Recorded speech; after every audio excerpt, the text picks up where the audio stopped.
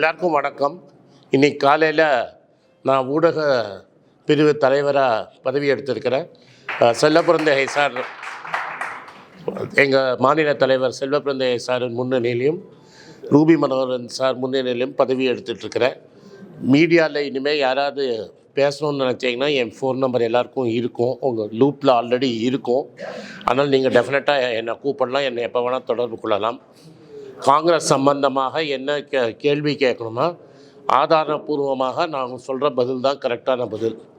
ஏன்னா இன்றைக்கி ஊடகத்தில் தேவையில்லாத ரூமர்ஸ்லாம் ஸ்ப்ரெட் ஆகிட்டுருக்கு. இது மாதிரி திமுகவோட எங்களுக்கு ப்ராப்ளம்னு. எங்களுக்கும் திமுகவுக்கு எந்த ப்ராப்ளமும் கிடையாது. இப்போ ஏர்போர்ட்டில் இறங்கினோடனே எங்கள் மாநில தலைவர் சொல்கிற மாதிரி பேச்சுவார்த்தை ரொம்ப ஸ்மூத்தாக போயிட்டுருக்குது. இன்னும் ஒரு 2 நாட்களில் இன்னும் பேச்சுவார்த்தை தொடரும்.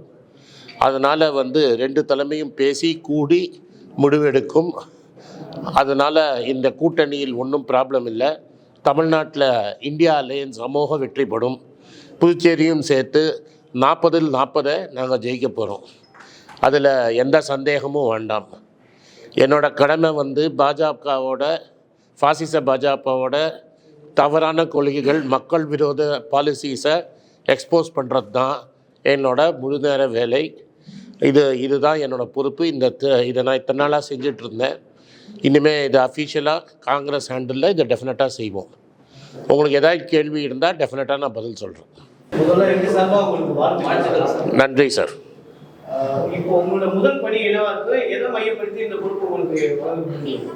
இப்போ விஷுவல் மீடியாவும் சோஷியல் மீடியாவில் காங்கிரஸ் கொள்கையையும் மல்லிகார்ஜுன் கர்கே ராகுல் காந்தியின் கொள்கையை ஸ்ப்ரெட் பண்ணுறதுக்காக தான் என்னை இங்கே போட்டிருக்காங்க.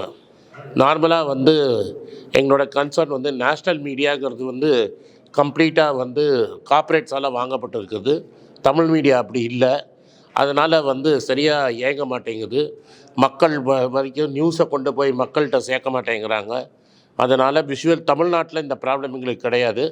சோஷியல் மீடியா மூலமாகவும் டிவி மூலமாக மக்களுக்கு என்ன நடந்துகிட்ருக்குது, சுப்ரீம் கோர்ட் எந்த மாதிரி தீர்ப்பெல்லாம் சொல்லுது, ஆனாலும் ஒன்றுமே நடக்காத மாதிரி இந்த ஆட்சி நடந்துகிட்ருக்குது. பல ஆயிரம் கோடி ஊழலை சுப்ரீம் கோர்ட் முகமூடியை கீழ்ச்சிருக்குது. நேற்று ஆளும் கட்சிக்கு ரொம்ப நெருங்கிய ஒரு சாமியார் பண்ண ஊழலை பற்றி சுப்ரீம் கோர்ட் ஒரு பெரிய தீர்ப்பு விட்டுருக்கு. அதை பற்றி அண்ணாமலை வாயே திறக்காமல் இருக்கிறார். அது மாதிரி மக்களோட உயிரோட விளையாடி இருக்கிறாங்க. பத்தாஞ்சலி யோகாங்கிறது நோய்க்கு தீர்வே இல்லாத நோய்க்கெல்லாம் மருந்து கொடுக்கறதா இத்தனை நாள் பிரச்சாரம் பண்ணியிருக்கிறாங்க. சுப்ரீம் கோர்ட் இதை பண்ணக்கூடாதுன்னு சொன்னப்புறம் கூட அவங்க அட்வர்டைஸ்மெண்ட் கொடுத்துருக்குறாங்க. இதனால் தமிழ்நாட்டிலையும் பல இடத்துல இந்த பத்தாஞ்சலி கடை நடந்துகிட்ருக்குது.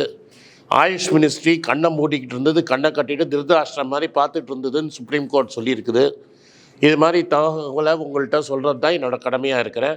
உங்கள் மூலமாக மக்கள்கிட்ட சொல்கிறது என்னென்னா, இது மாதிரி பல ஃப்ராடுகளை இந்த அரசாங்கம் நடந்துகிட்ருக்குது. ஃப்ராடுகள் நடக்கிறதையும் கண்டுக்காமல் இருக்குது. இப்போ சுப்ரீம் கோர்ட்டு இந்த கேஸை ரொம்ப நாளாக கேட்டுட்ருக்கு. இனிமேல் அட்வர்டைஸ்மெண்ட்டை நிறுத்தி வைங்கன்னு சொன்னப்புறம் கூட அட்வர்டைஸ்மெண்ட் நடந்துகிட்ருக்குது. அவங்க மேலே ஆக்ஷனே எடுக்கலை. அதே மாதிரி அவங்களுக்கு ருச்சி சோயாங்கிற ஒரு கம்பெனியை தானம் வார்த்ததும் எல்லாருக்கும் தெரியும். இது நேஷ்னல் மீடியாவில் பெருசாக கவர் பண்ணப்படலை. இது மாதிரி செய்திகளை தமிழ்நாட்டுக்கு எடுத்து சொல்ல தான் என்ன வச்சுருக்கிறாங்க. மாவட்ட அளவுல ஊடக பிரிவை வலுப்படுத்துவதற்கு என்ன திட்டங்கள் வச்சிருக்கீங்க? இது இப்போ தான் நான் இன்றைக்கி தான் பதவி எடுத்திருக்கிறேன். தலைவரோடு அடுத்த வாரம் கலந்து ஒரு மாவட்டத்துலேயும் இதே மாதிரி ஊடக பிரிவு ரொம்ப ஸ்ட்ராங்காக ஃபங்க்ஷன் பண்ணும். இந்த டெஃபினட்டாக ஒரு 20 நாள் டைம் கொடுத்தீங்கன்னா ஒரு மேஜர் டிஸ்ட்ரிக்ட் டவுன்லேயும் எங்கள் ஊடக பிரிவுங்கிறது ரொம்ப ஸ்ட்ராங்காக இருக்கும்.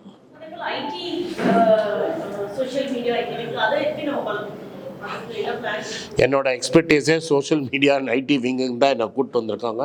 இங்கே இருக்கிற நண்பர்களுக்கெல்லாம் தெரியும். என்னோடய மெயின் கான்ட்ரிபியூஷன் பார்ட்டிக்கு ஃபேஸ்புக்கும் யூடியூப் மூலமாக தான் நடந்திருக்குது. என்னோடய மேஜர் ஃபாலோயிங் சுமார் 20 லட்சம் பேர் என்னை யூடியூப்லேயும் ஃபேஸ்புக்லேயும் தமிழ்நாட்டில் ஃபாலோ பண்ணுறாங்க. அதே மாதிரி ஒரு 6 வருஷத்துக்குள்ளே கட்சியிலையும் அதே மாதிரி ஃபாலோயிங் கொண்டு வரணுங்கிறதுக்காக தான் என்னை போட்டிருக்கிறாங்க. நிச்சயமாக உங்களோட கோஆப்ரேஷனில் தமிழ்நாடு காங்கிரஸ் கமிட்டியோட யூடியூப் சேனல், ட்விட்டர், ஃபேஸ்புக் எல்லாம் நம்பர் 1 வரும்னு நான் நம்புகிறேன். காலம் மட்டுமின்றி மற்ற நேரத்திலையும் செய்தியாளர்களுக்கு பல பணிகள் இருக்குது. ஆனால் போராட்டம் போன்ற விஷயங்கள் ஆரம்பிச்சா காங்கிரஸ் உட்பட ஒரு சில கட்சிகள் மெயினா காங்கிரஸ் வந்து ரொம்ப நேரமா தாமதமா வந்து அந்த 3 மணினா 5 மணி அந்த மாதிரி வந்து வராங்க. ஸோ வந்து எங்களோட வேலை பாதிக்கப்படுது. இது உங்கள் மூலமா இது நிவர்த்தி செய்யப்படுமா? டெஃபினட்டாக நிவர்த்தி செய்யப்படும். இது வரைக்கும் இருந்ததம்மா இதெல்லாம் இது மாதிரி கம்ப்ளைண்ட்ஸ் வந்ததுனால தான் இந்த மாற்றமே வந்திருக்குது. இப்போ இருக்கிற புது தலைவர் வந்து ரொம்ப சுறுசுறுப்பாக செய்வார். இன்றைக்கே அரை மணி நேரம் தாமதமாக தான் அவர் போனார். அதுக்கு காரணம் வந்து ஒன்று, டெல்லியில் கன்சல்டேஷன்ஸுக்கு அவரை கூப்பிட்டுருந்தாங்க. இன்றைக்கி கார்த்தால் தான் அவர் வந்தார். ஏர்போர்ட்டில் உங்கள் நண்பர்கள்லாம் அவர்கிட்ட பேசினாங்க. இதை முன்கூடியே இன்றைக்கி நாள் ஃபிக்ஸ் பண்ணதுனால இங்கேயும் அட்டன் பண்ணிவிட்டு அங்கே போகிறார். தவிர இனிமேல் இந்த மாதிரி லேட்னாலாம் இல்லாமல் நாங்கள் பார்த்துக்கிறோம். அதிமுக வந்து பிஜேபி கொண்டு வந்து வெளியே வந்துச்சு. ஆனால் இந்த பிரதமர் பேசக்கூடிய முறையில கூட அதிமுக உயர்வாக தான் பேசுறாரு. அந்த முறையை எப்படி பார்க்குறீங்க? சாம பேத தண்டம் தான்.